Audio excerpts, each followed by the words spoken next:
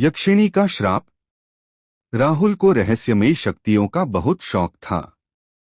वह हर उस विद्या को सीखना चाहता था जिससे कोई अलौकिक शक्ति प्राप्त की जा सके। इंटरनेट और किताबों से पढ़कर उसने जाना कि यक्षिणी साधना करने से धन, ऐश्वर्य और सिद्धियां प्राप्त की जा सकती हैं। परंतु यह एक कठिन और जोखिम भरी प्रक्रिया थी।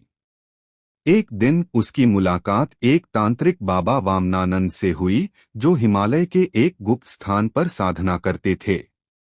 बाबा ने उसे चेतावनी दी, यक्षिणी को सिद्ध करना आसान नहीं। अगर साधना में एक भी गलती हुई तो उसका प्रकोप सहन नहीं कर पाओगे। पर राहुल ने जिद पकड़ ली।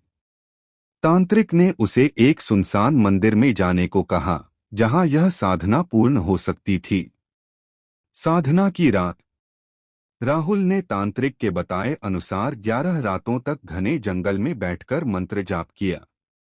12वीं रात को अचानक वातावरण बदलने लगा। हवा तेज हो गई, पेड़ों की डालियां टूटने लगीं और मंदिर के अंदर अजीब सी हलचल होने लगी। अचानक एक दिव्य परंतु भयानक स्त्री प्रकट हुई, यक्षिणी।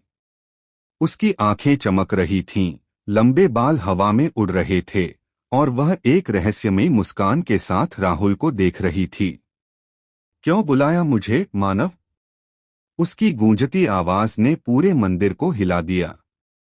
राहुल घबराया, लेकिन उसने हिम्मत जुटाई और कहा, मुझे धन और सिद्धियां चाहिए। यक्षिणी हंसी, लेकिन उसकी हंसी में एक अजीब भय था। तुम्हें धन और सिद्धियां मिलेंगी, लेकिन क्या तुम इसकी कीमत चुकाने के लिए तैयार हो? राहुल ने बिना सोचे समझे हाँ कह दिया। श्राप का आरंभ। अगले ही दिन से राहुल की जिंदगी बदलने लगी। अचानक उसे हर जगह से पैसा मिलने लगा। व्यापार बढ़ने लगा, लोग उसे सम्मान देने लगे। पर धीरे धीरे अजीब घटनाएं होने लगीं।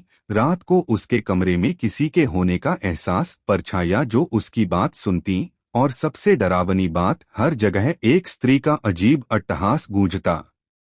फिर एक रात वही यक्षिणी उसके सपने में आई और बोली, तुमने जो मांगा वह तुम्हें मिल गया। अब तुम्हें मेरी कीमत चुकानी होगी। राहुल घबराया और तांत्रिक बाबा के पास पहुंचा।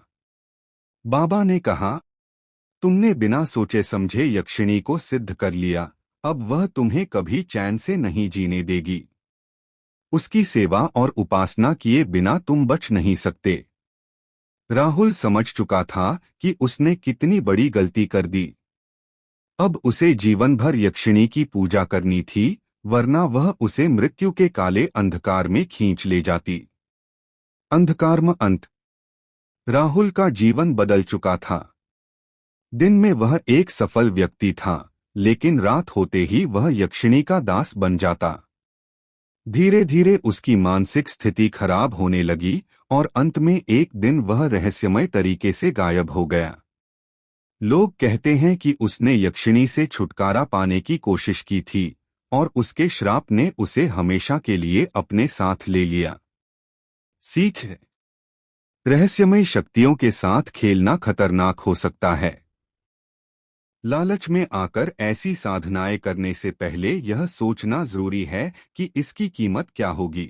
राहुल के अचानक गायब हो जाने के बाद उसके घर वालों और दोस्तों ने बहुत तलाश की, लेकिन उसका कोई सुराग नहीं मिला। जिस जंगल के मंदिर में उसने यक्षिणी साधना की थी, वहां जाने की किसी की हिम्मत नहीं हुई। कुछ महीने बीत गए। शहर में यह अफवाह फैलने लगी कि राहुल की आत्मा अब भी जीवित नहीं, लेकिन मरी भी नहीं। कुछ लोगों ने दावा किया कि उन्होंने उसे रात के समय सुनसान गलियों में देखा था, भूरे कपड़ों में, बिखरे हुए बालों के साथ, बुदबुदाते हुए, जैसे किसी अदृश्य शक्ति से बात कर रहा हूं। रहस्यमयी आवाजें। राहुल का सबसे अच्छा दोस्त अजय उसकी गुमशुदगी से परेशान था। वह मानने को तैयार नहीं था कि राहुल बस यूं ही गायब हो सकता है। एक दिन अजय ने ठान लिया कि वह उसी मंदिर में जाएगा जहां राहुल ने साधना की थी। रात के अंधेरे में जब पूरा जंगल सन्नाटे में डूबा था, अजय अपने कुछ दोस्तों के साथ वहां पहुंचा। मंदिर टूटा फूटा था, लेकिन अंदर एक अजीब ऊर्जा महसूस हो रही थी। जैसे ही उन्होंने अंदर कदम रखा, उन्हें किसी के रोने की आवाज सुनाई दी, हल्की, धीमी, लेकिन दर्द भरी। कौन है यहाँ? अजय ने हिम्मत जुटाकर पूछा। अचानक मंदिर की दीवारों पर लगे दीपक अपने आप जल उठे।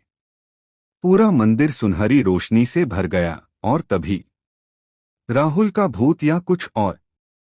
सामने एक काली परछाई धीरे धीरे आकार लेने लगी। कुछ ही पलों में वे सब डर से कांपने लगे, क्योंकि वहां राहुल खड़ा था। लेकिन यह कोई आम इंसान नहीं था। उसकी आंखें बिल्कुल सफेद थीं, शरीर पर जले हुए निशान थे, और वह लगातार कांप रहा था। अजय, भाग जाओ, मत रुको यहाँ, राहुल की आवाज गूंजी। अजय और उसके दोस्त स्तब्ध रह गए। लेकिन तभी मंदिर के अंदर हवा का एक तेज झोंका आया, और राहुल के ठीक पीछे वही यक्षिणी प्रकट हुई। यक्षिणी का प्रकोप।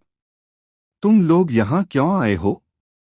उसकी आवाज इतनी तेज थी कि मंदिर की दीवारें हिलने लगीं। अजय कांपते हुए बोला, राहुल को छोड़ दो। उसने जो भी गलती की, उसके लिए हम माफी मांगते हैं। यक्षिणी हंसी, लेकिन उसकी हंसी में एक भयावह शक्ति थी। जो एक बार मेरा हो गया, वह कभी वापस नहीं जा सकता। राहुल ने कांपते हुए कहा, अजय, यह सच कह रही है। मैं अब इसके बंधन में हूं। यहां से चले जाओ, नहीं तो तुम भी। अचानक हवा में अजीब सी सरसराहट हुई, और अजय को महसूस हुआ कि उसकी सांसें रुक रही हैं।